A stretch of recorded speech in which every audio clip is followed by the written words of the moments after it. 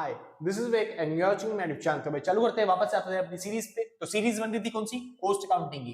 ठीक है, हाँ जी। बस आप ध्यान रखना, आपका जो कॉलेज है वो मैटर नहीं करता। बेसिक से आप बीकॉम प्रोग्राम में हो चाहे बीकॉम आर्ट्स में हो, बस आपका सेमेस्टर जो होना चाहिए वो कौन सा होना चाहिए? फोर्थ। ये जो सीरीज बन रही है कॉस्ट अकाउंटिंग की, वो किसके लिए बन रही है? सेमेस्टर फोर्थ वालों के लिए। ठीक है, कोई दिक्कत तो नहीं ना? चलिए, हाँ जी। तो आज चालू करने वाले हैं पहली सीरीज के पहली वीडियो है जिसका नाम है पहला चैप्टर। ठीक है, हाँ जी, कॉस्ट अकाउंटिंग एंड ओवरव्यू। तो जो चैप्टर का है आज ओवरव्यू लेने वाले हैं, मतलब पहली यूनिट आज पहली वीडियो बन रही है। ये पूरी सीरीज आपको मिल जाएगी चैनल पे, डिस्क्रिप्शन के अंदर लिंक है पूरी सीरीज का, आप देख सकते हो आराम से प्लेलिस्ट देख के। ठीक है भाई, हाँ जी। और चैप्टर शुरू करने से पहले एक छोटी सी बात और, फिर उसके बाद चलते हैं। छोटी सी बात क्या? एक नहीं सर, दो बात है। क्या? पहली चीज, मेरी जो राइटिंग है ना वो बहुत ज्यादा खराब है। तो अगर आपको समझ में ना आए तो उसके लिए मैं माफी चाहूंगा पहले से ही। ठीक है, जो भी समझ में आ रही है मैंने अच्छे तरीके से साफ साफ लिखा है तो आपको समझ में आ गई होगी। ठीक है, उसके बाद कंप्लेन करना कि मेरी राइटिंग बहुत ज्यादा खराब है, मेरे को पता है पहले से ऑलरेडी। ठीक है, दूसरी चीज, मेरी ना स्पीड जो है वो थोड़ी सी तेज है बाकियों से बोलने की। मतलब मैं जल्दी जल्दी थोड़ा सा बोलता हूँ, तो अगर मैं जल्दी जल्दी भी बोल रहा हूँ तो फिर आप बोल देना आराम से, भैया थोड़ा सा आराम से बोलो, आराम से। अरे वीडियो लेना होगा ये सब। चलिए, तो मतलब कोशिश करूंगा मैं आराम से बोलने की, मगर होती है कई बार स्पीड जो है जल्दी चली जाती है। तो आप नॉर्मल पे देखो ना सर, 1 पे देखो या फिर 1.25 पे देखो, आराम से चल जाएगा। अगर हम पेपर आ रहे हैं हमारे पास में, हम 2 पे देखेंगे। चलो कोई बात नहीं, चलिए आगे चलते हैं, वापस टॉपिक पे आते हैं। हाँ जी, तो शुरू करते हैं। आज का सबसे पहले टॉपिक आता है, अच्छा चैप्टर चालू करने से पहले एक बात और, लास्ट बार मेरे लिए थोड़ी सी जरूरी है भाई और आपके लिए भी, कि अगर आपको नोट्स परचेज करने हैं पूरी सीरीज के, या फिर पूरी सीरीज कह रहा हूं, आपको किसी भी सब्जेक्ट के नोट्स परचेज करने हैं तो आप इस नंबर पर कांटेक्ट करके नोट्स परचेज कर सकते हो। नंबर दे रखा है 8059639586। आपको डिस्क्रिप्शन के अंदर भी ये नंबर मिल जाएगा, आपको चलते यहाँ पे भी लिख दिया मैंने। ये आपको नंबर दे रखा है, इस नंबर पर कांटेक्ट करके आप नोट्स परचेज कर सकते हो किसी भी सब्जेक्ट के, चाहे इस सब्जेक्ट के चाहे किसी भी सब्जेक्ट के। जो भी अमाउंट, मिनिमम अमाउंट होगा, पेमेंट करके व्हाट्सएप पे आराम से नोट्स परचेज कर लोगे। सिंपल सर, हाँ जी। और बस ठीक है, चालू करते हैं अपनी सीरीज को वापस। तो सीरीज आती है सर कॉस्ट अकाउंटिंग की। हमें कॉस्ट अकाउंटिंग के बारे में सीखना है कि कॉस्ट अकाउंटिंग होती क्या है, क्योंकि बचपन से आप सीख के आए हो फाइनेंशियल अकाउंटिंग, अब आपको सीखना है कॉस्ट अकाउंटिंग। जो 11वीं 12वीं में हमने पढ़ी थी डबल एंट्री सिस्टम वाली, वो थी फाइनेंशियल अकाउंटिंग। अब आपको सीखनी है, अब आपको सीखनी है कॉस्ट अकाउंटिंग। और इसके बाद जब आप मास्टर्स में पहुंच जाओगे, यानी जब आप एमकॉम कर रहे होगे, तो आप सीखोगे मैनेजमेंट अकाउंटिंग या फिर मैनेजरियल अकाउंटिंग। सिंपल सर, चलिए अब हम सीखते हैं कॉस्ट अकाउंटिंग। कॉस्ट अकाउंटिंग क्या होती है? सबसे पहली बात होनी चाहिए आपको कॉस्ट पता होना चाहिए, कॉस्ट क्या होता है। क्या पता होना चाहिए कॉस्ट क्या होता है। अब समझिए, कॉस्ट मतलब होता है किसी भी चीज को बनाने पे जो भी खर्चा किया जाता है उसी को बोलते हैं कॉस्ट। फॉर एग्जांपल के तौर पे जैसे पेन है, ये पेन जो मैं लेके आया हूं वो 10 रुपए का लेके आया हूं, लेकिन ये जो है 10 रुपए, ये इसकी है मार्केट प्राइस। क्या है ये? Market price. इसके अंदर उस बंदे ने 2 रुपए का प्रॉफिट भी ऐड कर रखा था। 2 रुपए का क्या ऐड कर रखा था? प्रॉफिट भी ऐड कर रखा था। समझ में?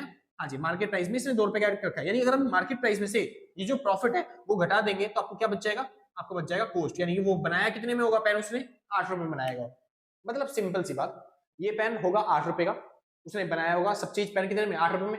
अब इसने सोचा 2 रुपए का प्रॉफिट कमा के, यानी कि 10 रुपए में मार्केट में बेच देते हैं। तो जो 10 रुपए प्राइस बन जाता है ये बन जाता है मार्केट प्राइस। 8 रुपए जो बनती है, यानी कि किसी चीज को बनाने का जो खर्चा होता है उसको बोलते हैं हम कॉस्ट।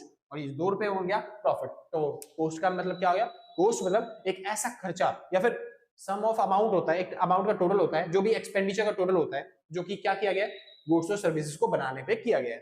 समझे? कॉस्ट मतलब किसी भी, क्या होता है, गुड्स और सर्विसेज को बनाने पे जो भी आप एक्सपेंसेस करते हो, जो भी आप खर्चा करते हो, उन सब का टोटल क्या होता है? कॉस्ट होता है। तो डेफिनेशन देखते हैं, कॉस्ट क्या है? Amount of expenditure incurred on goods and services. ये गुड्स है और ये सर्विसेज। गुड्स मतलब वस्तु, सामान।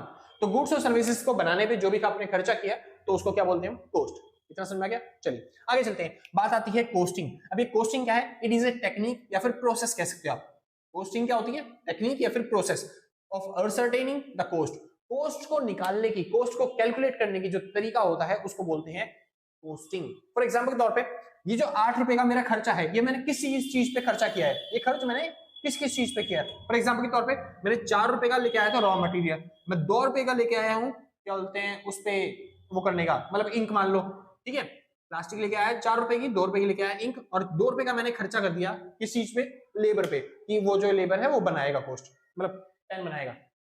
तो जो टोटल खर्चा हुआ मेरा वो मैंने कैसे निकाला? 4 प्लस में 2 प्लस में 2 रुपए, यानी कि रॉ मटेरियल खर्चा प्लस में जो मेरा इंक का खर्चा था वो, प्लस में जो मैंने लेबर को पैसे दिए वो खर्चा। तो मैंने सारी चीजों को जोड़ दिया। तो ये जो तरीका मैं यूज कर रहा हूँ, इसी प्रोसेस को, इसी तरीके को बोला जाता है कोस्टिंग। कोस्टिंग क्या है? एक ऐसी प्रोसेस या फिर एक ऐसी टेक्निक जिससे हम कॉस्ट को डिटरमाइन करते हैं, कॉस्ट को कैलकुलेट करते हैं। समझा गया? कोई दिक्कत तो नहीं है ना? आसान था। ठीक है, अब बात आती है भैया कॉस्ट अकाउंटिंग क्या होता है। कोस्ट अकाउंटिंग क्या है? Cost accounting is a process of accounting of cost. Cost की अकाउंटिंग करने की प्रोसेस को बोलते हैं कोस्ट अकाउंटिंग। अभी मैंने डिटरमाइन कर लिया कि 4 रुपए का मेरा ये खर्चा था और 2 रुपए का ये खर्चा है, 2 रुपए का मेरा ये खर्चा है। अब इसी चीज को मेरे को नोट करके दिखाना है, मतलब लिख के दिखाना है, समझे? और उस पे मतलब ये नहीं खाली लिख दिया, और उसके बाद भी ये देखना है कि किस तरीके से मैं इस चीज को कम कर सकता हूँ या फिर कोस्ट को मिनिमाइज कर सकता हूँ, किसी चीज का खर्चा अपना यहाँ पे पैसे बचा सकता हूँ, इस जगह पे प्रॉफिट बचा सकता हूँ, इस जगह पे पैसे बचा सकता हूँ। तो ये सारे जो तरीके हैं, इस तरीके को इवेलुएट करना, मतलब कि इन सब चीजों को कैलकुलेट करने की जो पूरी प्रोसेस होता है, उस प्रोसेस को क्या बोलते हैं? Cost accounting. कोस्टिंग क्या होता है? कोस्टिंग बस ये तय करना कि मैंने कोस्ट निकाली कैसे, मैंने ये जो 8 रुपए खर्चा किया ये कहाँ पे किया, समझ में? और कोस्ट अकाउंटिंग क्या होता है? एक प्रोसेस होती है जिसमें ये चेक करते हैं कि इस कोस्ट को ओवरकम किस तरीके से किया जा सकता है, या फिर जो मेरे खर्चे हुए वो क्यों हुए, इस जगह पे किस तरीके से हुए, समझ में? यानी एक ऐसी प्रोसेस जिस तरीके से हम अकाउंटिंग करते हैं कोस्ट की, कोस्ट की अकाउंटिंग करना, कोस्ट को खातों में लिखना, बुक्स में लिखना, उन सबको लिखना क्या बोलते हैं? Cost accounting. यानी आप जब एंट्री करने जाओगे, डबल एंट्री सिस्टम का यूज करोगे, तो कोस्ट अकाउंटिंग को कैसे कैलकुलेट किया जाएगा, कैसे लिखा जाएगा, वो कोस्ट अकाउंटिंग सिखाएगी आपको। समझ गया? ठीक, चलिए आगे चलते हैं। बात आती है ऑब्जेक्टिव। आपको कोस्ट अकाउंटिंग क्यों पढ़ना है, उसका ऑब्जेक्टिव। वेरी इंपॉर्टेंट क्वेश्चन है सर, 4 नंबर का एग्जाम्स में आ ही जाता है कई बार, ठीक है? तो ध्यान से समझना कोस्ट अकाउंटिंग के ऑब्जेक्टिव क्या होते हैं, हमको कोस्ट अकाउंटिंग की जरूरत ही क्यों है, क्यों पढ़ रहे हैं हम कोस्ट अकाउंटिंग? सबसे पहला important, ascertainment of cost. Cost को असरटेन करने के लिए, मतलब निकालने के लिए, इवेलुएट करने के लिए, कोस्ट को कैलकुलेट करने के लिए, सीधी बात, कोस्ट को निकालने के लिए, कोस्ट को कैलकुलेट करने के लिए हम क्या करते हैं? कोस्ट अकाउंटिंग को पढ़ते हैं। समझे? जब कोस्ट अकाउंटिंग पढ़ेंगे तो हमें पता चलेगी किस चीज की कोस्ट कैसे डिटरमाइन होती है, या फिर किस चीज का प्राइस कैसे डिसाइड किया जाता है।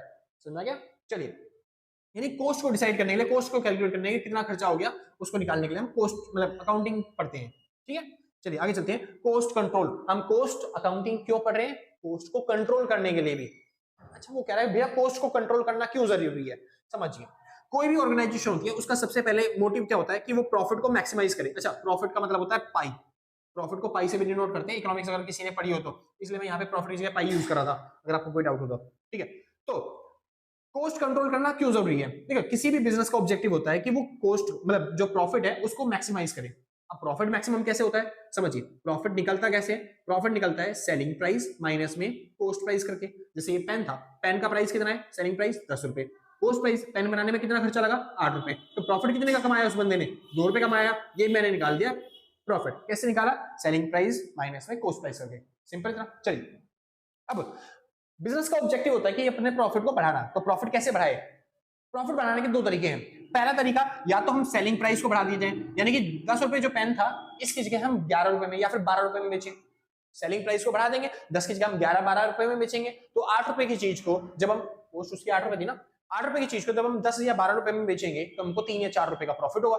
समझ में? तो प्रॉफिट हमारा जो 2 था वो 2 से 3 या 4 हो जाएगा, प्रॉफिट बढ़ जाएगा। तो पहला तरीका क्या है, निकल के आया कि हम सेलिंग प्राइस को बढ़ा दें। दूसरा तरीका क्या है? दूसरा तरीका है कि हम कोस्ट को कम कर दें। कोस्ट को कम से कम करें, यानी कि कोस्ट को अगर हम कम कर देते हैं, देखो अगर सेलिंग प्राइस आपने बढ़ा दिया तो प्राइस महंगा हो जाएगा, तो उसकी वजह से आपकी डिमांड भी कम होने के चांसेस हो जाते हैं। तो फिर आपको नॉर्मल कोई फर्क नहीं पड़ेगा कि प्राइस बढ़ गया और डिमांड क्या हो गया, अपने आप कम हो गई, तो इससे कोई इफेक्ट नहीं पड़ता मार्केट में, समझ में? क्योंकि आपका प्रॉफिट उतना ही होगा, क्योंकि आप क्वांटिटी कम बेच पाओगे, क्योंकि प्रॉफिट आपने बढ़ा दिया। समझ में? ज्यादा इफेक्टिव कौन सा होता है? कोस्ट को कम करना। वो क्यों होता है कोस्ट को कम करना? अब आप 10 रुपए में कोई सामान बेच रहे हो, लेकिन उसको बनाने की लागत आ रही है 8 रुपए। अगर आपने कोस्ट को कम कर लिया, यानी कि कहीं पे देख लिया ये अननेसेसरी आइटम था जो कोस्ट में लग रहा था, इस तरीके से मैं इसको कोस्ट को बचा सकता हूँ।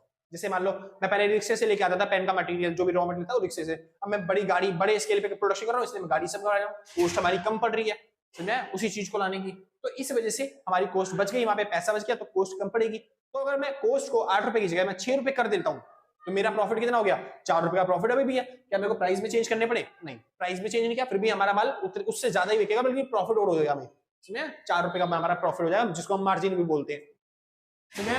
तो कोस्ट कंट्रोल करना क्यों जरूरी है? क्योंकि कोस्ट कंट्रोल करने से हमारा प्रॉफिट क्या हो जाता है? बढ़ जाता है। जो बिजनेस का मेन ऑब्जेक्टिव होता है वो फुलफिल होता है, इसलिए हम कोस्ट को क्या करते हैं? कंट्रोल करते हैं। इसलिए बोलते हैं ऑब्जेक्टिव क्या है कोस्ट का? कोस्ट कंट्रोल करना। पहले मेन ऑब्जेक्टिव ये कहा जाता था, हमने जो कोस्ट अकाउंटिंग बनाई थी, लेकिन अब कोस्ट अकाउंटिंग का मेन ऑब्जेक्टिव यहाँ से हटके यहाँ पे चला गया। पहले हम खाली कोस्ट निकालने का काम करते थे, लेकिन अब हम कोस्ट को डिटरमाइन करने का, कोस्ट को कैलकुलेट करने का काम करते हैं कि कोस्ट को कम से कम किया जा सके। कोस्ट को कंट्रोल करने का काम करते हैं। चलिए अब उसके बाद करते हैं guide for managerial decision making, यानी जो मैनेजमेंट होता है, मैनेजरियल डिसीजन मेकिंग मतलब जो मैनेजमेंट होता है वो हमारा डिसीजन लेता है, कि प्रॉफिट कैसे रखें, प्राइस कैसे डिटरमाइन किया जाएगा, प्राइस किस प्राइस पे हमें प्रोडक्ट बेचना चाहिए, वो किससे किस हेल्प मतलब किस चीज की हेल्प से डिसीजन लेगा, कोस्ट अकाउंटिंग की हेल्प से। जब उसको कोस्ट पता होगी तभी तो वो डिसीजन ले पाएगा ना कि किस प्राइस में सामान बेचूं।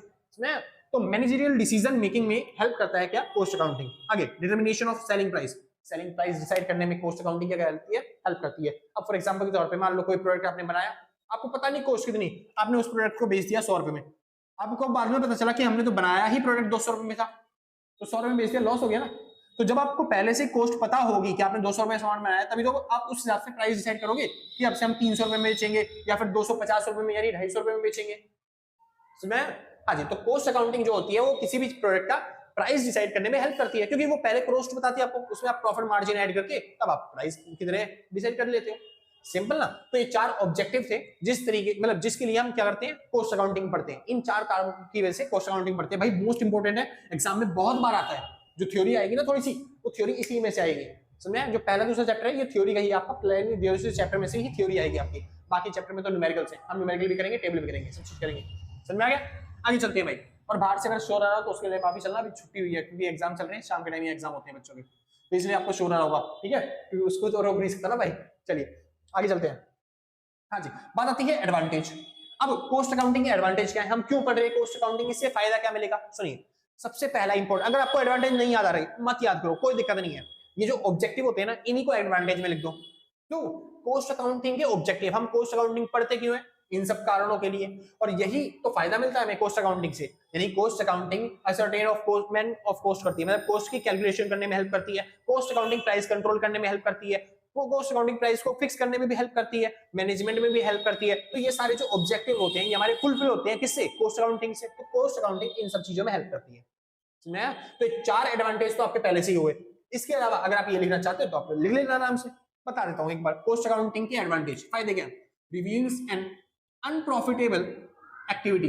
कोस्ट अकाउंटिंग जो होती है वो कुछ ऐसी एक्टिविटीज पहचान लेती है आराम से कि जिसको हटा के भी हम प्रॉफिट कमा सकते हैं। मतलब ऐसी एक्टिविटी जो फालतू में करी जा रही है, ये काम हमारा फालतू में किया जा रहा है।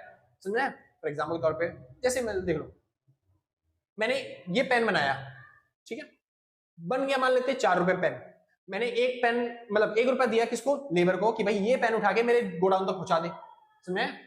दूसरा, मैंने अगले दिन फिर 1 रुपया और दिया एक लेबर को, जिसने वो पेन उठा के गोडाउन से लेके हमारी मार्केट तक, यानी कि जो मार्केट में हमारी शॉप है वहां तक पहुंचाया। समझे? तो मैंने 2 रुपए का खर्चा किया इस पेन को यहां से गोडाउन और गोडाउन से अपनी मार्केट शॉप तक पहुंचाने के लिए। वहीं पे तो कोस्ट अकाउंटिंग हमें बता देती है ये आप जो कर रहे हो ये अननेसेसरी खर्चा है। एक तो टाइम आपका वेस्ट हो रहा है और ऊपर से आपको पैसा भी ज्यादा देना पड़ रहा है। यहीं पे कोई एक बंदा ढूंढो सीधा जो आपके प्रोडक्शन हाउस से कहां पे पहुंचा दे आपका सामान, सीधा दुकान तक पहुंचा दे जो आपकी मार्केट प्राइस है। अगर ऐसा कर सकते हो तो फिर आपकी कॉस्ट क्या पड़ेगी, कम पड़ेगी। समझे? हाँ जी, तो जो अननेसेसरी खर्चे हैं, अननेसेसरी मतलब अनप्रॉफिटेबल जो भी एक्टिविटीज हैं, सॉरी भाई कुछ ऐसे होते हैं ना छुट्टियों के टाइम पे, क्योंकि बच्चों की छुट्टी हुई है तो होते हैं कुछ छपरे वपरे टाइम पे कि भाई अपने बूम करते हैं। सॉरी, आगे चलते हैं। तो कोस्ट अकाउंटिंग क्या करती है, अनप्रॉफिटेबल एक्टिविटी जो होती है ना उसको हटाने का काम करती है। हमें बता देती है कि अनप्रॉफिटेबल एक्टिविटी है, इससे एक्टिविटी से प्रॉफिट नहीं हो रहा। या फिर मान लो कोई एक मेरा डिपार्टमेंट है पूरा पूरा, जो क्या बोलते हैं मैं माल बेच रहा हूँ वो 300 रुपए में बेच रहा हूँ, लेकिन जो मेरा खर्चा मतलब जो कोस्ट आ रही है, खर्चा आ रही है वो भी 300 रुपए में ही आ रहा है। तो इस वजह से मेरा प्रॉफिट क्या हो गया, जीरो, क्योंकि मेरे को यहाँ से प्रॉफिट नहीं हो रहा, या फिर कहीं से लॉस हो रहा है तो फिर उसको भी बंद कर दो।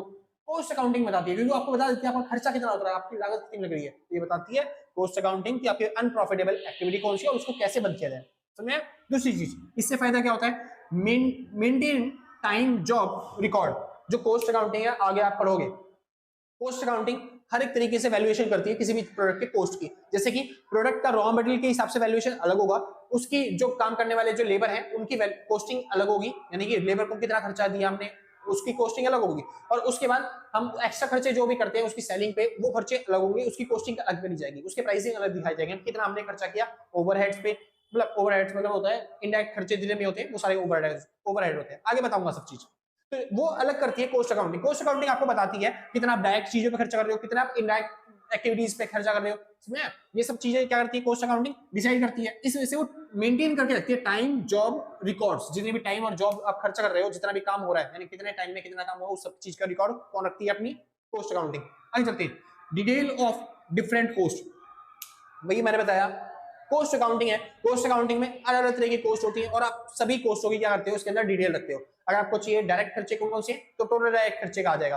अगर आपको चाहिए ओवरहेड खर्चे कौन से तो आपको ओवरहेड खर्चे मिल जाएंगे। आपको चाहिए कि जो हमने खर्चा किया है क्या बोलते हैं किस पे मटेरियल पे वो खर्चा बताओ टोटल कितना है, वो डायरेक्ट खर्चा मिल जाएगा आपको। आपको डायरेक्ट एक्सपेंसेस जानने हैं तो डायरेक्ट एक्सपेंसेस आपको मिल जाएंगे। प्राइम कॉस्ट जाननी है तो प्राइम कॉस्ट मिल जाएगी। समझे? मतलब कि आपको अलग अलग कॉस्ट डिटरमाइन करने में हेल्प करती है कोस्ट अकाउंटिंग। समझा के जरा आगे चलते हैं भाई। टॉपिक का नाम आता है लिमिटेशन। जब हम कोस्ट अकाउंटिंग पढ़ते हैं तो इसकी क्या दिक्कतें आती है, क्या समस्याएं आती है कोस्ट अकाउंटिंग पढ़ते समय, यानी क्यों लोग अवॉइड करते हैं कोस्ट अकाउंटिंग को सीखना या फिर समझना। पहली चीज, किसी भी डिपार्टमेंट में किसी भी कंपनी के अंदर जब कोस्ट अकाउंटिंग रखते हैं, मतलब कोस्ट अकाउंटेंट के तौर पर किसी बंदे को रखते हैं तो वो खर्चा लेता है।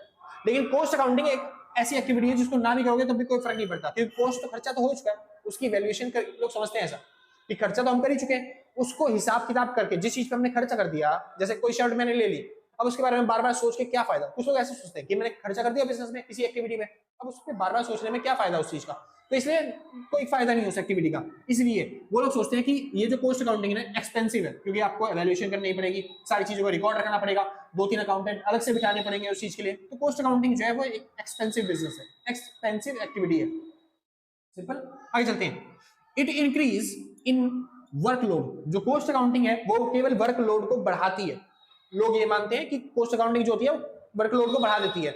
जैसे कि आप खुद ही देख लो, आप अगर कोस्ट वैल्यूएशन कर रहे हो कि जैसे डोरेमोन देखा होगा, डोरेमोन तो देखा होगा ना, हाँ जी, आपने नोटिस किया होगा जैसे ही सुनियो जियान कोई नया गेम लेके आते हैं या फिर नया प्लेन लेके आते हैं तो फिर नोबिता वहीं पे आता है उस टाइम पे और उसको देते नहीं है, तो वो भगते भगते जाता है किसके पास, वो कह रहा है डोरेमोन के पास। नहीं, जब भी प्लेन विलेन लेके आते हैं तो वो भगते भगते जाता है मम्मी के पास। उसकी मम्मी दो जगह पे होती है, या तो वो होती है किचन के अंदर या फिर मम्मी होती है वो एक टेबल लगी होती है क्या बोलते हैं, और उसके बाद वो लगा होता है टीवी लगा होता है, उसकी मम्मी वहीं पे टीवी नहीं देख रही होती, टीवी चल रहा होता है, टीवी नहीं देख रही, मगर उसके बाद टेबल पे एक कैलकुलेटर रखा होता है छोटा सा और यूं करके बैठी होती है और कर देती है इतना खर्चा इस चीज पे हो गया, इतना खर्चा इस चीज पे हो गया।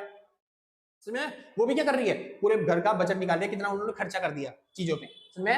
एक्सपेंडिचर निकाल दिया कितनी उनकी कॉस्टिंग पड़ेगी हर एक चीज के लिए। तो वैसी जो कॉस्टिंग है ना, अगर आप कॉस्टिंग करते हो, कॉस्ट अकाउंटिंग रखते हो, तो आपको खाना खाने एक दो बंदे को वो रखना पड़ेगा प्राइस सामान बनाने के लिए नहीं, उसकी कॉस्ट की वैल्यूएशन करने के लिए। समझे? तो कॉस्ट कैलकुलेट करने के लिए आपको ओवरलोड करना पड़ेगा। मतलब ओवरलोड क्या करता है, ये काम को बढ़ा देता है, एक्स्ट्रा आपको बंदे रखने पड़ेंगे, हायर करने पड़ेंगे कि आप कॉस्टिंग कैलकुलेट करिए। समझे? इन सब चीजों के लिए। अगली चीज अननेसेसरी। कई लोग सोचते हैं कि कोस्ट अकाउंटिंग क्या है, अननेसेसरी है, क्या है, हम प्रॉफिट पे फोकस करें ना भाई, कोस्ट अकाउंटिंग पे क्या फोकस करना है आराम से, ठीक है, कोस्ट तो जो खर्चा हो गया वो खर्चा, समझे, जितना भी पैसा हमने दिया वो सारा खर्चा है। लेकिन नहीं, जब आप कोस्ट अकाउंटिंग की वैल्यूएशन करते हैं तब आपको पता चल जाता है कि आप किस चीज पे एक्स्ट्रा खर्चा कर दें, किस चीज पे आपका खर्चा बच सकता है। समझे? हाँ जी। तो कुछ लोग मानते हैं ऐसा कि अननेसेसरी चीज है, हम टाल भी सकते हैं, तो लोगों को लगता है, समझे, क्योंकि मैंडेटरी नहीं है ये, गवर्नमेंट ने इसको मैंडेटरी नहीं किया, जबकि जो फाइनेंशियल अकाउंटिंग है उसको मैंडेटरी कर रखा है, आपको हर बार प्रॉफिट आपको दिखाना पड़ेगा, लेकिन कोस्ट अकाउंटिंग मैंडेटरी नहीं है गवर्नमेंट की तरफ से, चाहे बनाओ चाहे मत बनाओ। लोग सोचते हैं अननेसेसरी खर्चा क्या है, किसी को जॉब पे सैलरी वैलरी देना, कोस्ट अकाउंटिंग कैलकुलेट करने के लिए, समझे, कोस्ट कैलकुलेट करने के लिए किसी प्रोडक्ट की। चलिए आगे चलते हैं, वापस आते हैं टॉपिक पे। तो भाई इसमें से पूरे टॉपिक में से ये वाला टॉपिक इंपॉर्टेंट था और ये वाला टॉपिक इंपॉर्टेंट था। अब ये वाला टॉपिक आ गया तो फिर मतलब कि एडवांटेज तो आप लिख ही दोगे आराम से, चाहे एडवांटेज ये वाली याद कर लो चाहे वाली याद कर लो, मर्जी आपकी।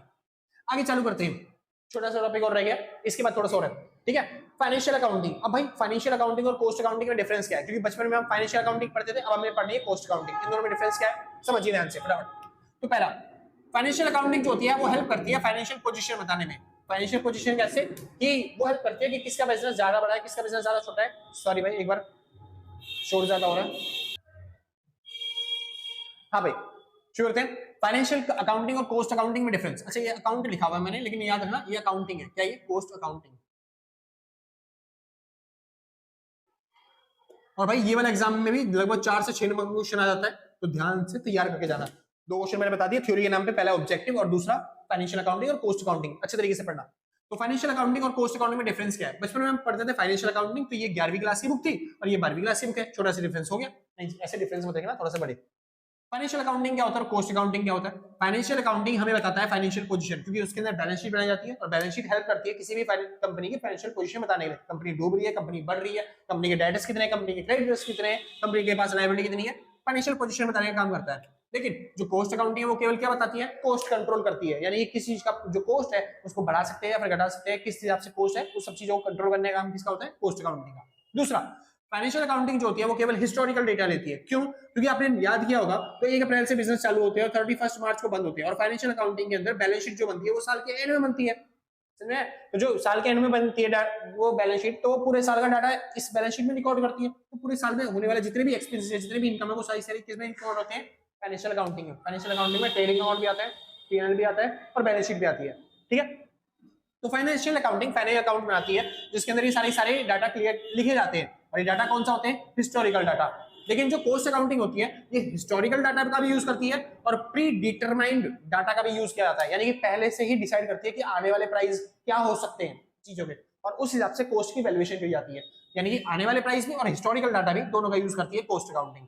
समझा? तभी तो कॉस्ट पता चलती है किसी चीज की। चलिए, इनके यूजर कौन होते हैं? फाइनेंशियल अकाउंटिंग जो होता है वो फाइनेंशियल पोजीशन दिखाती है, तो इसके यूजर कौन होंगे? Share holder. क्यों? क्योंकि उनको पता चलना चाहिए भाई कंपनी कैसे प्रॉफिट कर रही है, तभी तो वो शेयर होल्ड कर बैठे हैं। उनको प्रॉफिट, असली मालिक तो वही है, तो मालिक को पता करना है अपनी कंपनी के बारे में, फाइनेंशियल पोजीशन के बारे में, तो किससे पता चलेगा? फाइनेंशियल अकाउंटिंग के। आगे चलते हैं। दूसरी चीज, फाइनल अकाउंट्स। फाइनल अकाउंट्स कौन बनाता है भाई? फाइनल अकाउंट की जरूरत किसको होती है? इन्वेस्टर को। अब इन्वेस्टर किसी कंपनी में इन्वेस्ट करना चाहता है तो उसको देखना पड़ेगा कंपनी का अर्निंग पर शेयर क्या है, कंपनी प्रॉफिट कितना कमाती है, कंपनी किस तरीके से मैनेज करती है चीजों को, तो वो सब चीजें हेल्प कौन करता है? फाइनेंशियल अकाउंटिंग बनाने में। या फिर कोई क्रेडिटर है वो भी देखेगा कंपनी डूबने वाली तो नहीं है, अगर डूबने वाली कंपनी है तो फिर इससे फटाफट से पैसा लेने की सोचो, वरना क्या दे देते, कोई दिक्कत नहीं, अच्छी कंपनी है वरना तो। समझे? तो फाइनेंशियल अकाउंटिंग की हेल्प जरूरत इन सबको पड़ती है। लेकिन कॉस्ट अकाउंटिंग क्यों करी जाती है? केवल किसके लिए? मैनेजमेंट के लिए। क्योंकि जो मैनेजमेंट होता है वो अपना प्रॉफिट जो होता है बढ़ाना चाहता है, तो इसके लिए उसको कॉस्ट कम करनी पड़ेगी। तो कॉस्ट की कैलकुलेशन का काम किसका होता है? खाली मैनेजमेंट का। तो मैनेजमेंट ही चेक करते हैं कॉस्ट अकाउंटिंग, और किसी की जरूरत है ही नहीं, और कोई यूजर है ही नहीं कॉस्ट अकाउंटिंग का। इस वजह से लोग सोचते हैं खाना खा का बर्डन है, चाहे वो कॉस्ट अकाउंटिंग करना। समझे भाई? लेकिन इंपॉर्टेंट है, लोगों को जॉब ज्यादातर मिलती है इससे। आगे चलते हैं। Financial accounting. फाइनेंशियल अकाउंटिंग क्या करती है? ये शो करती है प्रॉफिट एंड लॉस। किस तरीके से? या तो सेगमेंट वाइज या फिर पूरा होल। यानी कि जब भी आप देखोगे किसी भी कंपनी का प्रॉफिट या लॉस दिखाया जा रहा है, या फिर कंपनी की जो फाइनेंशियल अकाउंट, मतलब कंपनी के अकाउंट्स आ रहे हैं या फिर बैलेंस शीट बन रही है, वो कब बनती है? या तो सेगमेंट वाइज बनती है, यानी कि क्वार्टरली या फिर हाफ ईयरली। समझे? या फिर कंपनी के सेगमेंट वाइज बनाने की जगह वो बना देते हैं पूरे होल, मतलब पूरे साल की फाइनेंशियल अकाउंटिंग लास्ट में बनती है, 31 मार्च को बैलेंस शीट बनती है। तो कंपनी के जो फाइनल अकाउंट्स हैं या तो क्वार्टरली या फिर सेगमेंट वाइज बनते हैं, या फिर वो बनते हैं पूरे साल में एक बार। लेकिन कॉस्ट अकाउंटिंग आप जब मर्जी चाहे तब बना सकते हो, मतलब किसी भी चीज की प्रोडक्ट की कॉस्टिंग अगर आपको जाननी है जब मर्जी चाहे आप तब कर सकते हो। डिटेल इंफॉर्मेशन आपको यहाँ पर मिल जाती है, इसमें ये डिटेल इंफॉर्मेशन है। आगे चलते हैं। तो जो फाइनेंशियल अकाउंटिंग है ये आपको ईयरली डाटा प्रोवाइड करती है, मतलब पूरे साल का डाटा एक बार में प्रोवाइड करती है। ठीक है, और मतलब कि जब आपको चाहिए, जैसे बीच में आपको चाहिए फाइनेंशियल अकाउंटिंग तो नहीं भाई, बीच में ट्रायल बैलेंस और प्रॉफिट लॉस बनेगा ही नहीं। यानी जो फाइनल अकाउंट है वो बनते हैं साल के एंड में, जब कंपनी के सारे मतलब ट्रांजेक्शन या सारी एक्टिविटी पूरी हो जाती है। लेकिन जो कॉस्ट अकाउंटिंग है जब आपको डाटा चाहिए तब आपको प्रोवाइड कर देगी, यानी जब आपको कोई भी डाटा चाहिए हो तब आपको प्रोवाइड कर दिया जाएगा। यानी कि इसके अकाउंट्स बनते हैं साल के एंड में, इसके जब आपको चाहिए तब मिलेगा। उसके बाद फाइनेंशियल अकाउंटिंग के जो फॉर्मेट होते हैं वो पहले से फिक्स होते हैं कि उनको बैलेंस शीट बनानी है, फाइनल अकाउंट्स बनानी है, ये सब चीजें बनानी है। मतलब किस तरीके से बनेंगे, जर्नल कैसे बनेंगे, लेजर कैसे बनेंगे, वो सब चीजें पहले से फिक्स होती है। लेकिन जैसे ही आप कॉस्ट अकाउंटिंग पढ़ोगे ना, कॉस्ट अकाउंटिंग में आपको पहले से समझ में आ जाएगा कि ज्यादातर अकाउंट्स, हाँ इसमें भी थोड़े बहुत अकाउंट्स हैं जिसके लिए आपको अकाउंट्स बनाने पड़ेंगे, लेकिन ज्यादातर कैलकुलेशन यहाँ पे बिना फॉर्मेट पे होती है। ज्यादातर कोस्ट अकाउंटिंग के फॉर्मेट कोई होते ही नहीं, यहाँ पे कोई फॉर्मेट होते ही नहीं। हाँ आपको एक लगेगा, एक टॉपिक आएगा कोस्ट शीट नाम का, तो कोस्ट शीट एक फॉर्मेट है, लेकिन आपको पता चलेगा बाद में, लेकिन कोई फॉर्मेट नहीं, आप किसी भी तरीके से कोस्ट शीट बना सकते हो। हाँ जी, तो यहाँ पे फॉर्मेट बनाने की रिक्वायरमेंट नहीं होती, यहाँ पे फॉर्मेट बनता है, जैसे जर्नल का फॉर्मेट, लेजर का फॉर्मेट और ट्रेडिंग अकाउंट का, प्रॉफिट लॉस अकाउंट का फॉर्मेट बनता है। तो यहाँ पे फॉर्मेट है, लेकिन यहाँ पे कोई फॉर्मेट नहीं बनता। आगे चलती है, बात आती है, मैंने इन दोनों में डिफरेंस बता दिया, जो कि डिफरेंस 4 से 6 नंबर का आता है, लेकिन कई बार एग्जाम्स में 3 नंबर में पूछ लेता है रिलेशन। कितने नंबर में? लगभग 3 नंबर में पूछ लेता है रिलेशन। बताओ कि फाइनेंशियल अकाउंटिंग और कॉस्ट अकाउंटिंग में रिलेशन क्या है, कैसे रिलेटेड है दोनों एक दूसरे से। समझिए, जो पहले दोनों के दोनों जो है ना वो ब्रांचेस ऑफ अकाउंटिंग है। मतलब कि जब आपने बचपन में पढ़ा था ना अकाउंटिंग की ब्रांचेस, कितनी ब्रांच थी? 3 ब्रांच थी अकाउंटिंग। पहली ब्रांच होती है फाइनेंशियल अकाउंटिंग, दूसरी ब्रांच होती है कॉस्ट अकाउंटिंग जो आप अभी पढ़ रहे हो, तीसरी अकाउंटिंग होती है मैनेजरियल अकाउंटिंग या फिर मैनेजमेंट अकाउंटिंग जो कि आप मास्टर्स में जाके पढ़ोगे। समझे? हाँ जी, तो ये ब्रांचिंग का एक पार्ट है, अकाउंट की जो ब्रांचेस होती है उसका एक पार्ट होता है क्या? दोनों। ठीक है, दूसरी चीज both report and information, accounting information, दोनों के दोनों, चाहे वो फाइनेंशियल अकाउंटिंग हो चाहे वो कॉस्ट अकाउंटिंग हो। सॉरी भाई से ज्यादा ही नॉइज आ रहा है, ठीक है, उससे मैं माफी चाहूंगा आपसे। ठीक है, कुछ कर नहीं सकता अभी फिलहाल, क्या करें। तो दोनों में रिलेशन क्या है, चाहे वो कॉस्ट अकाउंटिंग हो चाहे वो फाइनेंशियल अकाउंटिंग हो, दोनों के दोनों क्या करती है, रिकॉर्ड करती है और रिपोर्ट करती है क्या, फाइनेंशियल इंफॉर्मेशन या फिर अकाउंटिंग की इंफॉर्मेशन। मैं बोल रहा हूँ भाई मैं अकाउंट सीख रहा हूँ यहाँ पे शॉर्ट फॉर्म में, लेकिन आपको अकाउंटिंग पढ़ना है उसे। तो अकाउंटिंग इंफॉर्मेशन रिकॉर्ड भी करती है और रिपोर्ट भी करती है, किसके, इन्वेस्टर को, शेयर होल्डर को, इन सबको, मैनेजमेंट को बताती है, यानी क्या क्या अकाउंटिंग इंफॉर्मेशन सारी सारी प्रोवाइड करती है। दूसरी चीज, दोनों ही दोनों, यानी चाहे फाइनेंशियल अकाउंटिंग हो चाहे कॉस्ट अकाउंटिंग हो, दोनों ही वर्क करती है किसके ऊपर, डबल एंट्री सिस्टम के ऊपर। दोनों में ही यूज होता है डबल एंट्री सिस्टम। इसमें आगे चलते हैं, परफॉर्मेंस अप्रेजल, दोनों ही क्या करती हैं, मतलब इन इट्स ऑन वे, मतलब वही है कि अपने तरीके से दोनों क्या करती है, परफॉर्मेंस को बढ़ाने का काम करती है। जैसे जो फाइनेंशियल अकाउंटिंग है ये दिखाती है प्रॉफिट कितना आ रहा है, और प्रॉफिट देखते ही लोग क्या हो जाते हैं, बिजनेसमैन उत्सुक हो जाते हैं कि भाई कंपनी अच्छी है, इसमें प्रॉफिट लगाना चाहिए, पैसा लगाना चाहिए, इसलिए इनका परफॉर्मेंस क्या होता है, बढ़ता है, क्योंकि ज्यादा प्रॉफिट दिखाती है। दूसरी चीज कॉस्ट कंट्रोल, कॉस्ट अकाउंटिंग भी हेल्प करती है कि कॉस्ट कम से कम रहे, तभी लोग प्रॉफिट कमा पाएंगे। और ये अपने तरीके से दिखाती है कि ज्यादातर क्या होता है, लोगों की परफॉर्मेंस बढ़ाने का काम ये भी करती है, ठीक है, ताकि इन्वेस्टर ज्यादा है, प्रॉफिट ज्यादा है, ताकि कॉस्ट कम से कम करी जा सके। समझे? हाँ जी, तो कॉस्ट अकाउंटिंग हो चाहे फाइनेंशियल अकाउंटिंग हो, दोनों ही परफॉर्मेंस अप्रेजल का काम करती है अपने तरीके से। बस शुरू करते हैं। लिमिटेशन, लिमिटेशन किसकी, मैं बता रहा हूँ फाइनेंशियल अकाउंटिंग की लिमिटेशन, इसकी बता दी भाई कॉस्ट अकाउंटिंग की पहले ही, ये नहीं आगे ये नहीं, ठीक है। हाँ जी, फाइनेंशियल अकाउंटिंग की लिमिटेशन क्या है, फाइनेंशियल अकाउंटिंग की लिमिटेशन क्या है, साल में एक बार डाटा बनता है इनका, रिकॉर्ड एक बार आता है साल के अंदर, ठीक है, तो ये हिस्टोरिकल डाटा का यूज करती है, पहली लिमिटेशन। दूसरी चीज, ये ओवरऑल परफॉर्मेंस दिखाती है, जो फाइनेंशियल अकाउंटिंग है ये ओवरऑल परफॉर्मेंस दिखाती है, थोड़ी टंग स्लिप है।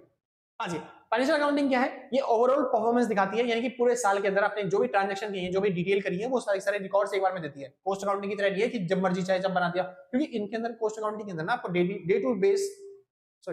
डेली बेसिस पे ट्रांजैक्शन करने पड़ते हैं। जैसे आप पढ़ोगे आगे कॉस्ट निकालने के लिए अलग method, LIFO method, FIFO method, तो इनमें हर रोज आपको ट्रांजैक्शन की एंट्री लिखनी पड़ेगी, सामान आया लिखो, सामान गया लिखो, रोज काम करना पड़ेगा। इसमें ऐसा नहीं है फाइनेंशियल अकाउंटिंग में, इसमें क्या होता था, क्या बोलते हैं, ओवरऑल परफॉर्मेंस दिखाते थे, यानी पूरे साल की परफॉर्मेंस एक बार में दिखा दो कि कितने डेटर है टोटल, कितने क्रेडिटर है टोटल, इस तरीके से। अगला लेबर कॉस्ट कंट्रोल, इसके अंदर लिमिटेशन बता रहा हूं ना मैं, इसलिए फाइनेंशियल अकाउंटिंग के अंदर लेबर कॉस्ट कंट्रोल नहीं की जा सकती, कि लेबर कॉस्ट पे कितना खर्चा किया वो पता ही नहीं कर सकता। हमको टोटल खर्चा पता चलता है कि हमने कितना खर्चा किया, सामान खरीदने पे टोटल खर्चा कितना किया, तो वो परचेज बता देगा कि हमने टोटल खर्चा इतना सामान खरीदा है इतने का, ठीक है। दूसरी चीज वो बता देगा लेबर कॉस्ट, लेबर पे कितना खर्चा किया वो जल्दी से पता नहीं चलता, वेजेस दिखा देगा या फिर सैलरी दिखा देगा अलग से, लेकिन पता नहीं चलता कि हमने एक्चुअल में कितना दिया है, किस तरीके से हमने दिया, ओवर टाइम पे कितना खर्चा किया, वो सब चीजें नहीं बता पाएगा। जो कौन बता पाएगा आपको, कॉस्ट अकाउंटिंग। कॉस्ट अकाउंटिंग में पढ़ोगे ओवर टाइम दिखाना और ये सब चीजें निकालना, ठीक है। आगे चलते हैं, है ना। मटेरियल लॉस, यानी कि मटेरियल में कितना खर्चा हुआ वो भी कौन बताएगा आपको, कॉस्ट अकाउंटिंग, फाइनेंशियल अकाउंटिंग आपको नहीं बता पाएगा, ये इसकी लिमिटेशन है। दूसरी चीज लो कॉस्ट कंपैरिजन, ये जो फाइनेंशियल अकाउंटिंग है प्रॉफिट दिखाता है लेकिन कॉस्ट का कंपैरिजन नहीं करता, तो हमें कॉस्ट का कंपैरिजन के लिए क्या बनाना पड़ेगा, कॉस्ट अकाउंटिंग ही करना पड़ेगा। समझ गया, बढ़िया। अब इसके अंदर थोड़ा सा टॉपिक और रह गया, फिर इसके बाद इसको रब करते हैं, फिर आगे चलते हैं, ठीक है। इसके अंदर टेक्निक्स रह गई और एक मेथड रह गया कॉस्ट अकाउंटिंग का, फिर खत्म हो जाएगा आपका चैप्टर, पूरा पूरा पहला चैप्टर, ठीक है भाई। हाँ जी, तो शुरू करते हैं आगे, ठीक है।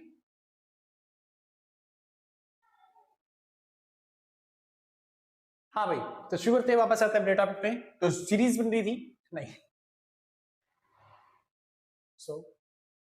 हाँ भाई, तो चालू करते हैं, वापस आते हैं टॉपिक पे। तो बात आती है मेथड की, यानी कि जब हम कॉस्ट अकाउंटिंग का यूज करते हैं तो कितने मेथड है ऐसे, कौन कौन से तरीके हैं जिसके लिए हमें कॉस्ट अकाउंटिंग सीखनी पड़ेगी। मतलब कॉस्ट अकाउंटिंग अगर आपने सीखी तो फिर कहाँ पे यूज कर पाओगे, तो समझिए सीधी बात। जब आप कॉस्टिंग करते हो ना, कॉस्ट अकाउंटिंग निकालते हो, तो पता है देखना पड़ता है कि बिजनेस कैसा है। अलग अलग तरीके के जो बिजनेस होते हैं वो अलग अलग तरीके से कॉस्टिंग मतलब निकालेंगे, क्योंकि उनके प्रोडक्ट अलग अलग होते हैं। जैसे कोई सर्विस प्रोवाइड करने का काम करता है तो आपको सर्विस के हिसाब से कॉस्ट लिखनी पड़ेगी। जैसे कि मेरा यूट्यूब चैनल का बिजनेस है, तो मेरे को अपने हिसाब से बिजनेस की कॉस्ट रखनी पड़ती है। क्या मैं आपसे चार्ज नहीं कर रहा? हाँ जी, मैं चार्ज कर रहा हूँ। वैसे इस वीडियो से तो कोई प्रॉफिट नहीं हो रहा, जो एड्स लग रही होंगी थोड़ी बहुत उससे मिल जाती है, ना के बराबर ही मिलता है वो तो, ठीक है, वो जो छोटा सा अमाउंट होता है। हाँ, प्रॉफिट जो होता है वो मेरे लिए किसके होती है, नोट्स के लिए। यानी अगर आप नोट्स परचेज करना चाहते हो, याद आ गया उससे, नोट्स परचेज करना चाहते हो तो इसके लिए नंबर दे रखा है भाई, कौन सा नंबर, 8059639586। आपके सब्जेक्ट किसी भी सब्जेक्ट का नोट्स परचेज करना चाहते हो तो इस नंबर पर कांटेक्ट करके आप नोट्स परचेज कर सकते हो। जो भी मिनिमम अमाउंट होगा आप व्हाट्सएप पे पेमेंट करके आराम से नोट्स परचेज कर सकते हो। मतलब पूरी अकाउंटिंग का नोट्स मिल जाएंगे आपको, मुश्किल से 150 या 200 रुपए में मिल जाएंगे आराम से। शायद डिस्काउंट ऑफर चल रहा हो तो फिर क्या पता मिल जाए आपको सस्ते में मिल, लेकिन 150-200 तक में मिल जाएंगे आपको आराम से, प्यार से। समझ में आ गया था ना। हाँ जी, कॉस्ट अकाउंटिंग का है जिसके अंदर आपको न्यूमेरिकल सब्जेक्ट मिल जाएंगे, टॉपिक मिल जाएंगे, ठीक है। आप वहां पे कांटेक्ट करना, देवेश सर मिलेंगे आपको, आराम से उनसे कांटेक्ट करना, उनसे मिल जाएंगे आपको नोट्स। सिंपल। चलिए, तो अब जैसे हमें यहाँ पे हम नोट्स चलते मतलब कि लोगों को बेचते हैं जिससे वो तैयारी करते हैं अपनी, है ना। तो हम क्या कर रहे हैं, नोट्स प्रोवाइड कर रहे हैं बच्चों को। अब बनाने में मेहनत लग रही है, अब उस मेहनत के हिसाब से हमने पीडीएफ तैयार करी है पूरे पूरे, जो जो इंपॉर्टेंट क्वेश्चन है वो सब चलते डाले कि एग्जाम्स में कौन से टॉपिक आने वाले हैं, कि बच्चे इतने ऐसे टॉपिक करें। जैसे कि बुक पढ़ोगे 500-600 पेज की बुक होती है, टाइम बहुत ज्यादा लगता है, वहीं पे 150 पेज के क्या मिलेंगे आपको, मतलब 150 पेज भी कहाँ होते हैं, 50 से 100 पेज के बीच में ज्यादातर नोट्स जो होते हैं वो 50 से 100 पेज के बीच में होते हैं। तो 50 से 100 पेज के बीच में हम कंप्रेसाइज मतलब बिल्कुल निचोड़ के जो जो इंपॉर्टेंट है ना, खाली वही टॉपिक डालते हैं उसके अंदर, नोट्स के अंदर कि ये इंपॉर्टेंट टॉपिक है, आप ये पढ़ लो, इतने ऐसे आराम से क्लियर हो जाओगे। समझा? हाँ जी। तो बेसिक उन बच्चों के लिए नोट्स मिलते हैं तो आप आराम से लो। अभी इस नोट्स की प्राइस कितनी रखी जाए उस हिसाब से भी देखना पड़ता है, क्योंकि अगर मान लो बहुत ज्यादा कम रख दिए प्राइस तो हम उनके खर्चे ही नहीं निकाल पाएंगे जिसको हमने काम पे रख रखा है भाई नोट्स बनाने के लिए। समझा? या फिर हमको वैल्यूएशन करने के लिए हमको टाइम देना पड़ता है, भाई नोट्स अच्छे तरीके से बने या फिर नहीं बने, इनमें ये डिटेल हो कोई, इसमें ये चीज हो रहा है, कर दो टॉपिक। समझा? ये सब चीजें तो उनका खर्चा भी देखना पड़ता है कि किस तरीके से। दूसरी चीज, अगर आप उसकी जगह कोई सर्विस प्रोवाइड कर रहे हो तो उसके प्राइस कैसे रखा जाए। जैसे मान लो यहाँ से आप क्या बोलते हैं बस का किराया है, यहाँ से मान लो कहीं दूर जाने का, बोल देता मैं याद आता, ठीक है ये नहीं कर रहा हूँ। चलो मेरे घर से मान लो किसी दूसरी जगह का मेरे ऑफिस तक जाने का वहां का किराया है, अब मान लो कहीं पे 20 रुपए ले रहे हैं, कहीं पे 30 रुपए ले रहे हैं, तो सीधी बात उसका प्राइस कैसे डिसाइड करते हैं वो लोग, आसपास के एरिया के हिसाब से। ऐसा तो नहीं है कि कोई क्वांटिटी दे रहे हैं या फिर कोई फिक्स प्राइस रख दिया, अपने पेट्रोल खर्चे के हिसाब से देखते हैं लोग। समझे? तो हर प्रोडक्ट के निकालने कॉस्ट निकालने के तरीके अलग अलग होते हैं, तो समझिए किस तरीके से। तो मेथड क्या है कॉस्ट अकाउंटिंग के। तो पहली चीज जॉब कॉस्टिंग। जॉब कॉस्टिंग क्या होती है, each job is treated as cost unit. हर एक जॉब को ट्रीट किया जाएगा यहाँ पे कॉस्ट यूनिट के हिसाब से। जॉब कॉस्टिंग यहाँ पे करनी पड़ती है, जितने भी दुकानदार नहीं होते उनके हिसाब से जॉब कॉस्टिंग करनी पड़ती है। जैसे कोई प्रिंटिंग वाला हो गया, कोई स्टेशनरी की दुकान वाला हो गया, तो वो अपने जॉब के हिसाब से, क्योंकि वो भी काम कर रहा है वहां पे। देखो पहली चीज तो जैसे प्रिंट, कोई दुकान वाले से आपने कॉपी ली, आप नोटबुक खरीदने जा रहे हो तो नोटबुक के पैसे तो दोगे आप उसे। नोटबुक पड़ती है मान लेते हैं एक नोटबुक है जो कि 50 रुपए की है, प्लस में वो अपना मार्जिन यानी प्रॉफिट ऐड कर रहा है 10 रुपए का। लेकिन आप खुद सोचो, लोग सोचते हैं 50 रुपए की नोटबुक है 10 रुपए प्रॉफिट कमा रहा है 60 रुपए हो गया। नहीं भैया, वो जो इतनी देर खड़ा हुआ है आपको बेचने के लिए, अगर वो कहीं पे जॉब कर रहा होता तो फिर वहां पे उसकी सैलरी मिल रही होती 50-60 हजार रुपए, वो भी कमा रहा होता, तो सीधी बात उसको प्रॉफिट कहां से कमाना है, अपनी सैलरी यहीं से कमानी है। समझे? तो वो सैलरी भी तो निकालेगा, जो 50 रुपए में 10 रुपए वो ले रहा है, वो 50 रुपए में प्लस में 5 रुपए उसकी सैलरी बंदे की, ठीक है, प्लस में फिर वो प्रॉफिट कमा रहा है क्योंकि बिजनेस प्रॉफिट के लिए खोला है उसने, तब जाके वो आपको 60 रुपए में बेच पा रहा है। सैलरी अलग से निकाल रहा है उसके अंदर वो चीजें, क्योंकि उसको खर्चा भी तो देना पड़ेगा ना भाई, जितने भी इंप्लॉइज है उनको भी खर्चा देना पड़ेगा, खुद की भी सैलरी रखनी पड़ेगी, इसमें उनका भी खर्चा है ना, तो वो सब चीजें देखी जाती है जॉब के टाइम पे। तो जॉब कॉस्टिंग क्या होती है, यहाँ पे एक यूनिट को, एक बंदे को ट्रीट किया जाता है, उसकी शॉप को ट्रीट किया जाता है कि वो एक जॉब है, उसके हिसाब से कॉस्टिंग निकाली जाती है। जैसे पेंटिंग वाला, कोई पेंटिंग बनाने वाला चित्रकार है, उसकी कॉस्ट कैसे निकालोगे कि उसकी एक चित्र की कॉस्ट कैसे होगी, वो चीज सिखाई जाएगी किसके अंदर, कॉस्ट अकाउंटिंग के अंदर। समझ? ठीक है। रिपेयर शॉप, कोई क्या बोलते हैं गाड़ी की ठीक करने वाली दुकान है, या फिर कोई फोन या फिर क्या बोलते हैं ट्राइपॉड ठीक करने वाली दुकान है, या फिर पंखे एसी कूलर ये सब ठीक करने वाली दुकान है, वो रिपेयर करने वाली दुकान है, उसकी कॉस्टिंग कैसे होगी, वो भी तो ठीक करता है ना, वो भी तो प्राइसेस फिक्स करता है, तो वो कॉस्ट कैसे फिक्स करता है वो चीज सिखाई जाएगी इसके अंदर। पेंटिंग प्रेस वाले यानी कि जो प्रिंटिंग प्रेस वाले होते हैं, यानी कि जो न्यूज रिपोर्टर होते हैं, उनकी कॉस्टिंग कैसे होती है, वो सब चीज सिखाया जाएगा यहाँ पे। ठीक है भाई, आगे चलते हैं। Contract costing. कॉन्ट्रैक्ट कॉस्टिंग मतलब कुछ लोग ऐसे होते हैं जो ट्रांजेक्शन करते हैं, जो बिजनेस करते हैं, अपना सामान करते हैं, दूसरों को हेल्प करते हैं, लेकिन वो किस बेस पे, कॉन्ट्रैक्ट बेस पे। जैसे कि मकान बनाने वाले, वो पूरा कॉन्ट्रैक्ट ले लेते, भाई इतनी बड़ी बिल्डिंग बनानी है, कॉन्ट्रैक्ट क्या लोगे, मतलब कि पूरे बिल्डिंग के खर्चा क्या होगा, या फिर साल का कॉन्ट्रैक्ट कर लेते हैं, आपको हमारे पास पूरे साल भर जॉब करनी है जिसके लिए आपको इतना पैकेज दिया जाएगा।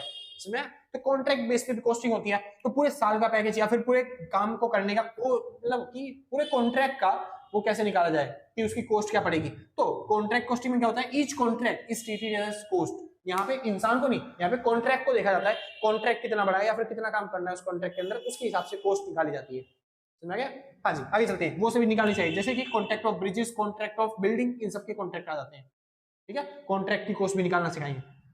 आगे चलते हैं, बात आती है बैच कोस्टिंग। बैच कोस्टिंग क्या होता है, कई बार प्रोडक्ट हम ऐसे बेचते हैं बैच में, तो उसकी कोस्टिंग कैसे डिसाइड करें। जैसे हम बेचते हैं, जैसे कि मेरे को याद है, जैसे कि हम बेचते थे पहले माइक्रो इकोनॉमिक्स की नोट्स, तो उस टाइम पे 150 के प्राइस होते थे। समझे? आज से 1-1.5 साल पहले, क्योंकि अब मैं नहीं बेचता भाई, उस टाइम पे थोड़ा सा छोटा चैनल था तो इस वजह से हमको बेचना पड़ता था, एक ही बंदे को काम करना पड़ता। अब थोड़े से बड़े हो गए तो फिर चलते हैं, सबके सब बढ़ चुके हैं काम अपने अपने, है ना भाई। ठीक है, तो अब जैसे नोट्स का काम है जो वो देवेश सर संभालेंगे, यूट्यूब चैनल का संभाल जो है वो देवेश सर संभालेंगे कई बार, और कई बार वो पढ़ाने भी आ जाते हैं आपको, वीडियो ज्यादातर वही बना देते हैं। मैं थोड़ा सा आलसी इंसान हूं तो मैं थोड़ी सी वीडियो बनाता हूँ, क्योंकि मेरे यहाँ पे ऑफलाइन सेंटर चलता है तो मेरे को यहाँ पे भी फोकस करना पड़ता है थोड़ा सा भाई। ठीक है, आगे चलते हैं, आगे चलते हैं। तो कहाँ पे था मैं, भूल गया वापस टॉपिक। तो बैच कोस्टिंग क्या होता है, हाँ बैच कोस्टिंग, तो हमें क्या होता है, जैसे एक नोट्स बेचते हैं तो उसका प्राइस अलग से डिसाइड करना पड़ता है कि एक सिंगल नोट्स, एक बुक का, चैप्टर वाइज नहीं बेचते हम बेचते हैं पूरे बुक वाइज, पूरी बुक वाइज, पूरी बुक का एक बार में मिल जाएगा। तो एक बुक का जो हम प्राइस रखते हैं लगभग 150 रुपए, मान लो प्राइस था पहले 150 रुपए किसी नोट्स का, ऐसी एग्जाम अब तो बढ़ चुके हैं सब चीज, ठीक है भाई, श्योर थे। तो पहले प्राइस था 150 रुपए, अब मान लो हम वहीं पे कॉम्बो कोई लेना चाहता है, जैसे 4 नोट्स एक बार में लेना चाहता है या फिर 5 नोट्स एक बार में लेना चाहता है पूरे सब्जेक्ट से, तो फिर हम उसके लिए कम कर देते हैं आराम से 500 रुपए या फिर 600 रुपए लगा देते हैं 5 सब्जेक्ट के नोट्स, है ना भाई। तो इस तरीके से हम लगा देते हैं थोड़ा थोड़ा मिनिमम करके। तो बैच के प्राइस क्या रखा जाए, क्योंकि एक बार में वो बैच में खरीद रहा है वो चीजें, होता है ना, बल्क में आप कोई चीज खरीद रहे हो, जैसे पेन है, एक पेन मान लेते हैं 10 रुपए का पड़ रहा है, लेकिन बल्क में खरीदने जाओ तो वहीं पे 8 रुपए के हिसाब से यूनिट पड़ जाती है, समझे। तो बैच कॉस्टिंग क्या करेंगे, जैसे ट्यूब एंड टायर्स जो कि बैच में बिकते हैं, है ना, जैसे स्पेयर पार्ट्स किसी चीज के तो बैच में बिकते हैं, जैसे नट बोल्ट लेने जाओ तो एक नट बोल्ट देगा क्या वो आपको, नहीं, पूरे उसका पैकेट देगा वो। जैसे पेन लेने जाओ 2 रुपए वाला, तो एक पेन 2 रुपए का वैसे तो मिल जाता है, लेकिन अगर लेने जाओ तो ज्यादातर बैच में बोलते हैं, है ना। कुछ चीजें होती हैं जो बैच में बिकती हैं, जैसे बालों में लगाने वाली रबड़ जो होती है, वो जो पतली वाली आती है, मैं बड़ी वाली बात नहीं कर रहा, जो पैकेटों पे लगती है, जो मार्केट में बिकती होती है पतली रबड़, तो एक रबड़ तो कोई देगा नहीं, तो वो बैच में बिकती है, समझे। तो बैच में अगर कोई सामान ले जाता है तो उसके प्राइस डिसाइड कैसे करेंगे, वो चीजें होती हैं, समझे। इसको बोलते हैं बैच कॉस्टिंग। तो each batch is treated as cost, हर एक बैच जो होगा उसको ट्रीट किया जाएगा किसकी तरह, कॉस्ट की तरह। यहाँ पे उस टाइम की कॉस्टिंग निकालेंगे। उसके बाद प्रोसेस कॉस्टिंग, कई बार क्या होता है, कुछ प्रोसेस होती है कि प्रोसेस के हिसाब से कॉस्टिंग निकालनी पड़ती है, कि हमने इतना काम कर दिया इसकी इतनी कॉस्ट बन गई, इतना काम करेंगे तो इतनी कॉस्ट बनेगी। जैसे बिल्डिंग बनाने वाले जो ठेकेदार होते हैं वो बोलते हैं इतने काम करने के बाद इतना पैसा देना, इतने काम करने के बाद इतना पैसा देना। तो इस तरीके से प्रोसेस कॉस्टिंग भी होती है कि प्रोसेस के हिसाब से। या फिर जो कंपनियां होती हैं उनमें केमिकल का कोई रिएक्शन बनाना होता है या फिर कोई कंपनी का काम करना होता है, वैसी कॉस्टिंग होती है। यानी कि जो केमिकल इंडस्ट्रीज है वो बोलती है इतना काम करने के बाद जितना पैसा मिलेगा, समझे, केमिकल के हिसाब से कॉस्टिंग लगाती है। वैसे पेपर इंडस्ट्रीज भी करती है, ये प्रोसेस के हिसाब से जितना काम पूरा होगा उतने हिसाब से कॉस्टिंग, उतने पैसे मतलब कि खर्चा निकालना पड़ेगा कि अब कितना कॉस्ट हो जाएगा, अब कितना कॉस्ट हो जाएगा। आगे चलते हैं। सबसे इंपॉर्टेंट और सबसे ज्यादा एग्जाम में टॉपिक आने वाला यूनिट और सिंगल आउटपुट। अच्छा, ये टॉपिक तो एग्जाम में उतना ज्यादा खास है नहीं, ना ये वाला ना ये वाला, ना टेक्निक ना मेथड। जो पिछला करवाया था मैंने फाइनेंशियल अकाउंटिंग और पोस्ट अकाउंटिंग में डिफरेंस, उनकी लिमिटेशन, वो टॉपिक ज्यादा इंपॉर्टेंट है, ये उतना खास है नहीं। और इसके बाद 2 टॉपिक और रह जाएंगे, वो तो बिल्कुल भी खास नहीं है, मैंने अभी तक देखे ही नहीं, पिछले 10 सालों के पेपर में है ही, तो मैं सोच रहा हूँ क्या ही को करवाऊं। अगर आप करना चाहते हो आपकी बुक में हैगा, आप आराम से पढ़ लेना, मतलब वो खास है ही नहीं कुछ भी, मैं बता दूंगा फिलहाल, मतलब इसमें नहीं करवाने वाला, टाइम वेस्ट होगा बस खाली वाला आपका, ठीक है। तो unit and single output costing, single output costing या फिर यूनिट कॉस्टिंग, यानी हर एक यूनिट की कैसे कॉस्ट निकाली जाती है, कैसे प्राइस निकाला जाता है हर एक यूनिट का, वो हम सीखते हैं। यानी सिंगल आउट का कॉस्ट निकाला जाता है, जैसे कि सीमेंट का एक पैकेट का कॉस्ट क्या हो गया, स्टील का एक बार का कॉस्ट क्या हो गया, या फिर ब्रिक्स की इंडस्ट्रीज में एक ब्रिक्स की मतलब एक ईंट का कॉस्ट क्या होता है, वो सब भी कैलकुलेट किया जाता है। तो वो सब चीज जो सीखोगे आप कॉस्ट अकाउंटिंग के अंदर। आगे चलते हैं टेक्निक्स। अच्छा, इसके अलावा एक और कॉस्टिंग रहेगी, ऑपरेशनल एंड सर्विस कॉस्टिंग। जो ऑपरेशन मतलब कोई बिजनेस कोई काम करने के बाद जो आपको कॉस्टिंग फिक्स करनी पड़ती है, वो कैसे फिक्स करते हैं। कोई सर्विस की कॉस्टिंग कैसे फिक्स करते हैं, जैसे रेलवे वाले, वो तो केवल सर्विस प्रोवाइड करने का काम करते हैं, उसकी कॉस्ट कैसे फिक्स करी जाए। एयरलाइंस, होटल्स, ये जो सर्विस प्रोवाइड करते हैं ना, इसकी कॉस्टिंग कैसे फिक्स करते हैं, वो सब सीखोगे आप यहाँ पे, ठीक है।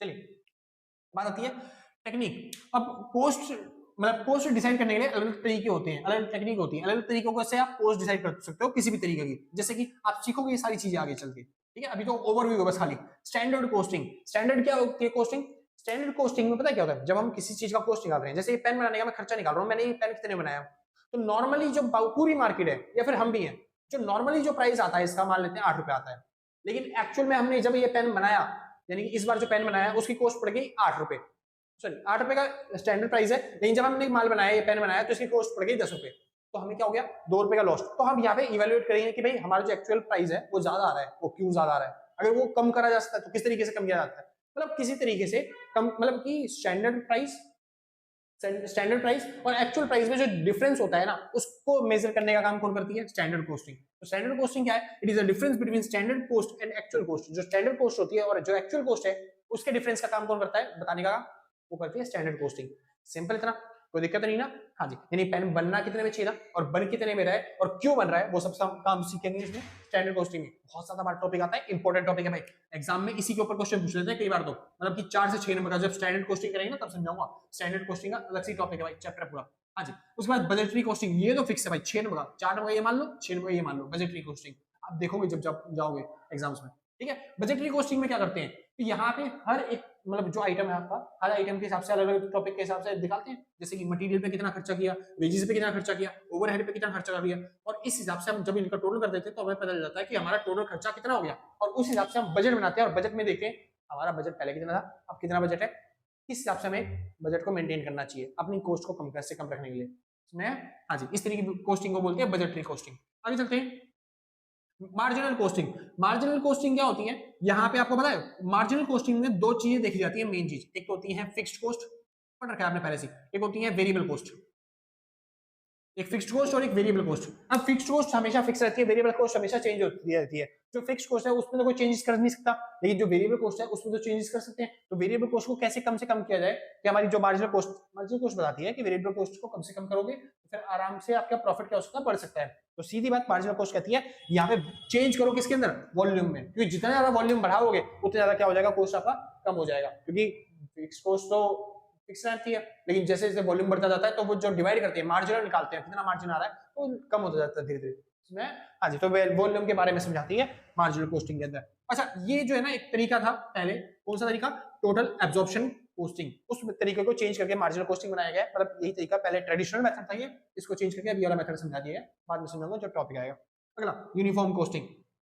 यूनिफॉर्म कॉस्टिंग एक बेसिक मेथड है, किस तरीके से कॉस्टिंग करी जाती है, किस तरीके से वैल्यूएशन की जाती है, कॉस्ट कैसे निकाली जाती है, ताकि चलते कंपैरिजन कर पाए। क्योंकि अगर आपने किसी अलग ही मेथड से कॉस्टिंग कर दी, यानी कॉस्ट निकाली किसी अलग तरीके से, और बाद में आप मेजर कर रहे हो कि उस बंदे की तो कॉस्ट, मतलब दूसरी कंपनी की कॉस्ट तो हमारी से कम आ रही है, तो फिर हमने कैसे इसी मेथड से ज्यादा निकाल ली, तो आपने दूसरा मेथड यूज किया होगा सर कॉस्टिंग के लिए। तो आप एक ऐसा मेथड यूज करो जो कि सारी इंडस्ट्रीज यूज कर रही है, गवर्नमेंट यूज कर रही है, इसमें तो आपको थोड़ी सी छूट मिल जाती है कॉस्ट निकालने के टाइम पे। तो यूनिफॉर्म कॉस्टिंग आपको बताती है कैसा मेथड यूज करना चाहिए जो स्टैंडर्ड मेथड हो, जो हर जगह यूज किया जा रहा हो, जिसमें हर चीज को समान वैल्यू दी जाती है। मतलब कि ऐसा नहीं होता कि किसी प्रोडक्ट के हिसाब से आप चेंज करोगे अपने प्राइस को या फिर अपनी मेथड को चेंज करोगे, ऐसा नहीं। यूनिफॉर्म मेथड के अंदर हर चीज की वैल्यू के हिसाब से आपको क्या रखनी होती है, सेम वैल्यू रख के कॉस्टिंग निकालनी होती है। इसमें ये टॉपिक नहीं है यहाँ पे सिलेबस में, अब के टॉपिक में स्टैंडर्ड बजटरी ये सब चीजें। आगे चलते हैं, फिलहाल वापस आते हैं टॉपिक पे अपने। तो ये हेल्प क्या करती है, ये सेम कॉस्टिंग प्राइस प्रिंसिपल पे चलती है, नहीं आपको सेम कॉस्टिंग फॉलो करनी है जो कि बाकी दुनिया वाली कर रहे हैं, या फिर जो बाकी प्रोडक्ट के लिए आप कर रहे हो कॉस्टिंग का यूज, ठीक है,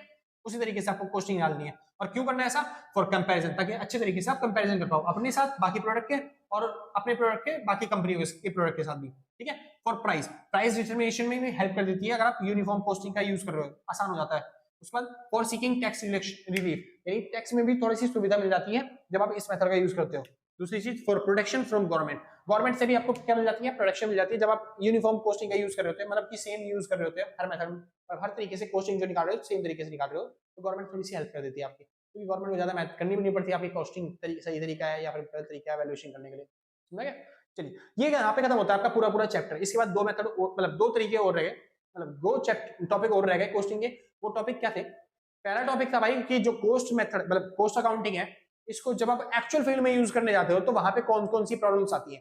पहली चीज, ज्यादातर लोग स्किल्ड नहीं होते, पढ़े लिखे नहीं होते, उनके पास नॉलेज की कमी होती है, इस वजह से हम हायर नहीं कर पाते उन्हें, या फिर जो कॉस्ट निकालने जाते हैं तो फिर प्रोडक्ट ऐसा निकल के आ जाता है, तो फिर मतलब बिजनेस छोटा होता है तो फिर इस वजह से वो मैनेज नहीं कर पाता, एक्सपेंसेस हमारे बीट नहीं हो पाते, ये सब चीजें हैं जो एक्चुअल फील्ड में जाने के बाद हमें क्या होता है, प्रॉब्लम झेलनी पड़ती है। ऐसा कोई एग्जाम में क्वेश्चन आता नहीं है, ना अभी तक आया है, तो आप अगर पढ़ना चाहो तो बुक से पढ़ सकते हो, ना पढ़ना हो भाई जयराम जी की, ठीक है भाई।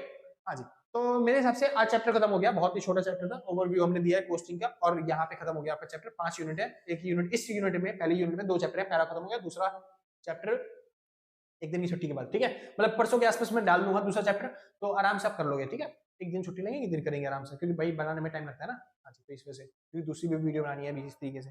चलिए, यहाँ पे खत्म होता है आपका चैप्टर, ठीक है। अगर आपको समझ में आ गया, अगर आपको सच में वीडियो अच्छी लगी हो, सच बता रहा हूँ, अगर आपको वीडियो अच्छी लगी तो लाइक शेयर सब्सक्राइब करके पक्का जाना, ठीक है। अगर आपने पहले से कर रखा है तो, अगर आपने पहले से कर रखा है ना लाइक शेयर सब्सक्राइब, तो सच बता रहा हूँ, दिल से, कलेजे से, गुर्दों से, फेफड़ों से, शरीर के अंग सहित आपको दिल से थैंक यू है भाई साहब, समझे। मजा आता है जब आप सुनते हो ना, मतलब जब आप कहते हैं भैया हमने पहले से कर रखा था लाइक, तो मजा आता है सुनते के साथ ही, हाँ भाई बच्चे होशियार हुए हैं, हम लोग कर देते हैं, कोई बात नहीं ऐसी, ठीक है, कोई दिक्कत नहीं। तो अगर आपने ना करा कोई दिक्कत नहीं है, अगर आपने नहीं किया कोई बात नहीं, अगर नहीं करना चाहते कोई बात नहीं, आराम से, कोई आपत्ति नहीं आ रही है, हम भी यही है, आप भी मिलते हैं आपके एग्जाम के बाद, ठीक है। हाँ जी, तो आज के लिए बस नहीं मिलते हैं, अच्छा नोट्स परचेज करने हो तो इस नंबर पर कांटेक्ट करके नोट्स परचेज कर सकते हो। तो आज के लिए बस नहीं मिलते हैं, कल सेम टाइम सेम जगह, और टाटा बाय बाय। चलिए, जिसको नोट करना है भाई नोट कर लियो, पढ़ना पड़ता है, ठीक है, फिर मिटाने जा रहा हूँ मैं, चलिए बाय बाय।